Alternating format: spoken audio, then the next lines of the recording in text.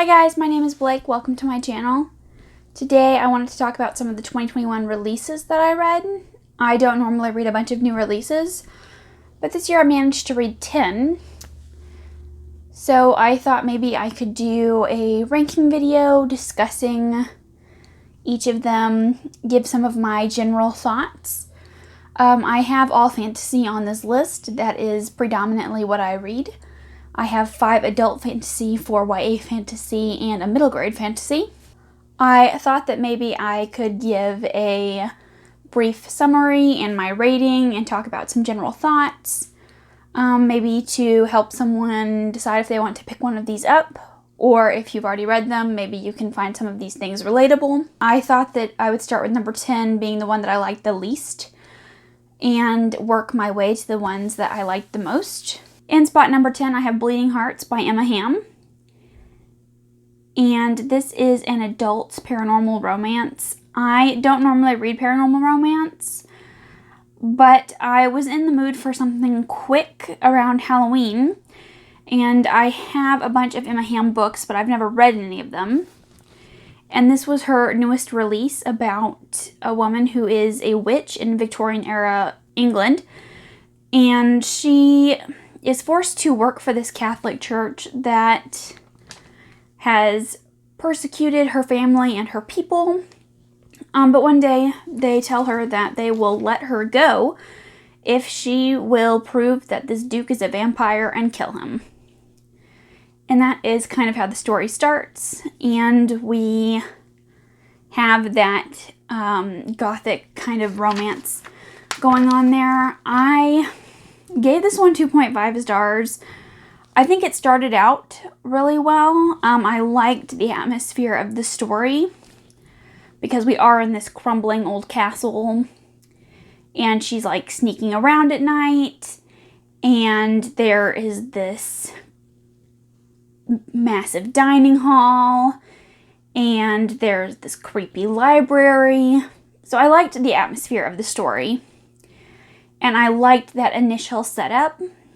I feel like once she got to this castle, everything was rushed. The character development, the romance, the world building. I mean, I feel like it kind of fell apart. The romance felt forced, and I didn't buy the chemistry between our characters, and I didn't really care for either of the characters. But this was a really quick read. I read it in one sitting. It's a little over 300 pages, I think. So if you are looking for a paranormal romance that has those atmospheric vibes for Halloween, I think this one would be a good pick. In spot number 9, I have Realmbreaker by Victoria Aveyard. And this is a YA fantasy novel. And in this world, we are following many characters around many different countries as an army of the undead is kind of summoned to this realm and what that means for the different people within these different continents. I think I was most impressed with the world building in this book. It is expansive. There is a lot of world building, a lot of information being thrown at you, and I love world building. The author describes different cultures. She describes the way the food smells, the way that they dress, and one of the characters that we are following is an assassin. The other is the daughter of a pirate. We are following this elder who I guess is like an elf or fae being. One is also a squire, and we are following a queen. And we are being introduced to new characters up to the 80% mark of this book. So there's a lot of world, a lot of characters, and along with that, I think there comes a lot of info dumps usually, and that is no different with this book. From the very beginning, the author throws you into this world, and she does not hold your hand. The information is continuously being dumped on you. I was halfway into this book, and I was like, I still don't really have a full grasp of what's going on. That being said, I did really end up enjoying it. I gave it 3 stars. The morally gray characters were very interesting. As the book progressed, it was getting more political. We were seeing a lot of political maneuverings. The author did this thing where she allowed us to see the same scene from multiple different characters' perspectives. And while I think that's interesting, I think it kind of dragged the story down a bit. because it did start to feel repetitive sometimes. And as I said, with the new characters being introduced all the way up to the 80% mark, I think it was hard to get attached to those newer characters. I also feel like this book was incredibly slow, but as the end approached, it really picked up the pace, and I think that the ending was very explosive, and I am looking forward to the next book. Also, this first book didn't have any romance, which I think was interesting for a YA fantasy. In spot number 8, I have Bridge of Souls, and I gave this book 3.5 stars. This is the final book in the Cassidy Blake trilogy. And in this book, we are following our main character, Cassidy, and she has survived a near-death experience. And after this near-death experience, she is able to see ghosts. And her best friend is actually a ghost named Jacob, and her parents have a paranormal TV show, but they don't believe in ghosts, and they go to the most haunted places in the world, and Cassidy gets caught up in all kinds of drama. I think that these books are the perfect amount of creepy and dark for a middle grade reader. I think that it talks about some really harsh and difficult topics in a really touching way. I also like the relationship that Cassidy has with her friends and with her family. I feel like these books are incredibly atmospheric. The author really puts you in these places, and she describes them so well. It's so vivid, so atmospheric, and I think it's perfect for the book series. In this book, we are in New Orleans, and I used to live in New Orleans, and the way that she was describing it felt absolutely perfect. It felt like I was really back there. Sadly, I didn't really like the villain in this one as much. I didn't feel like they were as scary as the previous two villains. And I do feel like this one was a bit anticlimactic. In spot number 7, I have Kingdom of the Curse by Kerri Maniscalco, and this is the second book in the Kingdom of the Wicked trilogy, and I give this one 4 stars. In this series, we're following our main character, Amelia, who is a witch, and she lives in Italy. But her twin sister is brutally murdered, and she makes a deal with one of the princes of hell in order to catch her sister's killer. And that's kind of the setup for the first book in this. I personally rate by enjoyment, and I had so much fun reading the second book in this series. It is a lot different from the first. It is a lot more new adult, when the first one was very YA feeling. It does have a lot more sexual content. I really enjoyed the world. I liked seeing more of the 7 princes of hell and their kingdoms, and they exist by these rules, and they have limitations, and each different sin that they control has its own rules and limitations. And I think that was cool to see. But don't get me wrong, this book is very, very romance heavy. That is mainly the plot. Amelia and Wrath have a very toxic relationship. They're constantly trying to one-up one another or get back at each other. It's very unhealthy. If you don't like unhealthy relationships, you probably won't like this. It does, in a way, remind me of Jude and Carden from The Cruel Prince, and I really liked the ending. There were some plot twists that I saw coming, because I felt like they were really obvious, but then there was this one big plot twist at the end that I didn't see coming, and I was like, oh my gosh, how is that even possible? So I am excited to continue on. There were definitely some frustrating things about this book. In this book, I feel like there are some really obvious clues or hints to things, and Amelia spends forever trying to figure them out when they feel really obvious. In spot number 6, I have Empire of the Vampire by Kristoff, and I gave this one 4 stars as well. In this book, we're following our main character, Gabriel de Leon, and he is living in this world that has been taken over by vampires, and he is the last of the Silver Saints, which is this religious order that was dedicated to eradicating the vampire. And he is telling us his life story in dual timelines. The first when he is a young boy and he is first inducted into the orders of the Silver Saints. And then the second timeline is when he is an older man, and he is telling us the story of his hunt for the Holy Grail. And I loved Gabriel as a character. He's very morally gray. The humor in this book is very dark and morbid. It is incredibly dark and atmospheric, and I think that something that I loved the most about this was the atmosphere. And I also loved the world building. In this world, there are different types of vampires, and they each have their own powers and limitations, and they have to be killed in a different way. I loved reading about him in the Silver Saints and like the brotherhood he found with the other initiates, and his training. I love that school type setting, and I was sad that it wasn't explored more, and it felt a bit like a wasted opportunity, but that's okay. I'm hoping we'll get more of that in later books. I also felt like Gabriel as a character was so edgy to the point where it was too much. He just felt very over dramatic at times, and it kind of cracked me up because the book really leans hard into that. And if you don't like edginess in your book, I don't know that you would like that. Personally, I found it to be quite funny. I also think that J. Kristoff as an author really leans into that as well, and I think that he is very aware of the fact that he is making this character very edgy and overdramatic and over the top. And he's like, yes, I'm gonna make this character the poster child for the damaged bad boy squad.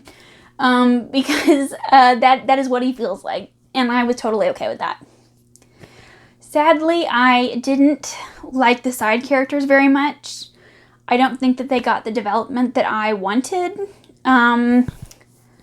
I feel like for a lot of the side characters, we only know one thing about them, and that becomes their entire identity. Like, we have a side character that is a priestess, and that's really all we know about her. That's it. That's everything. I feel like there's nothing else to know. And I feel like there are a lot of people on Goodreads that would disagree with that. I saw a lot of people say that they really liked the side characters. In spot number 5, I have Small Favors by Erin A. Craig. And I gave this 4 stars. In this book, we're following our main character, Ellery, who lives in this very small, isolated town that's surrounded by forests. And the people of this town have been seeing monsters in the forest, and strange things have been going on around town. I really love the isolated small town setting, and the fact that they were very much stuck in this town because of the monsters around them. Winter is coming. They don't have enough food to survive. I feel like that made it even more terrifying. I also love the story of Ellery's love and devotion to her family, and this very, very weird town that they live in. There's something not right about this town, and you know that very early on, but you don't really know what it is. And it's so creepy and atmospheric, just like her previous novel, House of Salt and Sorrows. It's very dark, very creepy. It does have that fairy tale-esque writing style to it that I always really, really enjoy. I think that her writing is absolutely stunning. I do feel like the ending of the story was rather rushed. It does have some loose threads left open at the end. And as a reader, I just don't like that. In spot number 4, I have Daughter of Sparta by Claire M. Andrews. And I gave this 4.5 out of 5 stars. But in this story, we are following Daphne of Sparta, and she desperately wants to be a warrior, but she's kind of an outcast.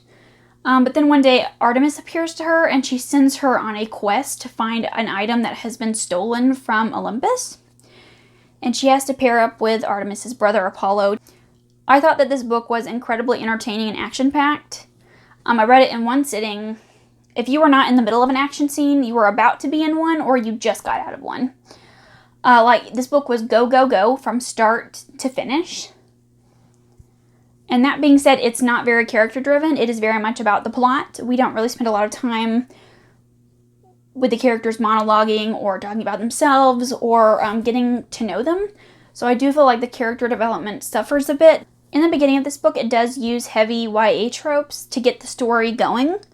When it really didn't need to use those tropes, I feel, because it stood well enough on its own. but I was personally okay with that. I also feel like this book was incredibly predictable. It is an Apollo and Daphne story.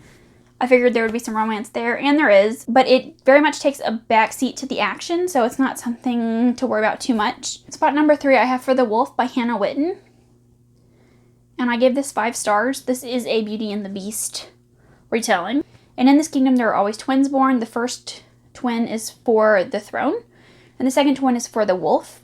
This is very much your typical Beauty and the Beast retelling. It doesn't stray too far from the original story. Looking for something that's super unique or original, it's not this.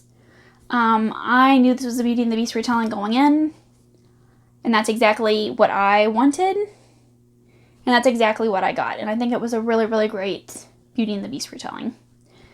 I loved our main character, Red. She's very stubborn, very strong-willed, and she is also quite bossy at times. And I really loved the enchanted forest setting and the enchanted castle and the people that worked in the castle. As I said, very similar. It gave me all the fairy tale vibes, and that's really all I can ask for with this book. That I do think that it is repetitive in some places, especially in the middle. It is much more of a slower read. But I was personally okay with that. I also really like Red's relationship with her twin sister. And I love seeing sibling dynamics present like that in stories. In spot number 9, I have A Court of Silver Flames by Sarah J. Maas, and I gave this book 5 stars. It's always an interesting one when I talk about Sarah J. Maas books, because there's a lot of things about her writing that I don't enjoy. Well, she does a lot of telling and not showing, and she tends to make things kind of over the top and over dramatic, and I don't necessarily like that. But I just find these stories so entertaining. Like, I love them. I will read everything that she writes, and I will probably enjoy everything that she writes because she is so incredibly good at making me love these characters. And this is a very, very slow character-driven story. It doesn't have much of a plot at all, really. We are watching Nesta's mental health journey, and I love reading about mental health stories in fantasy books. And lastly, in spot number 10, I have Vespertine by Margaret Rogerson. In this book, we are following our main character, Artemisia, and she is working for this church. She's training to become a nun, and in this world, these nuns help spirits pass on to the afterlife. Their spirits can't stick around, and they can possess people. And our main character accidentally bonds a very old and ancient spirit to herself. As with all Margaret Rogerson books, this one is incredibly well written. It has like a really beautiful atmosphere. It has really beautiful writing style. It does feel very fairy tale-esque. I really like the relationship between the main character and this revenant spirit that has possessed her. And it very much has that grouchy sunshine type feel to it. He's kind of like a grouchy mentor character, and I think that was pretty awesome. I also really like the world building and the different orders of spirits and their powers and limitations. I personally didn't have very many complaints about this one. I do think that we get dumped into the world in the beginning, and it takes some time to get yourself kind of oriented in this world. But there is also a guide in the back of the book with the different spirits and the different orders. And so that was really helpful. But personally, I don't mind being dumped in the world. I don't mind lots of world building, but that may be something that bothers other people. And I also saw quite a few people in their reviews saying that they felt like the side characters weren't as fleshed out as they could have been. I also felt that way, but I thought that was because Artemisia as a character is very introverted. I have seen people say that they feel like she is on the autism spectrum, which is really cool if she is. I haven't seen it confirmed by the author, so I'm not 100% sure about that, and I don't want to give you false information. Let me know if you have read any of these, if you read any other 2021 releases, if you enjoyed them, if you didn't enjoy them, what your thoughts were, because I'd love to know, and I'll see you again with another video soon. Bye!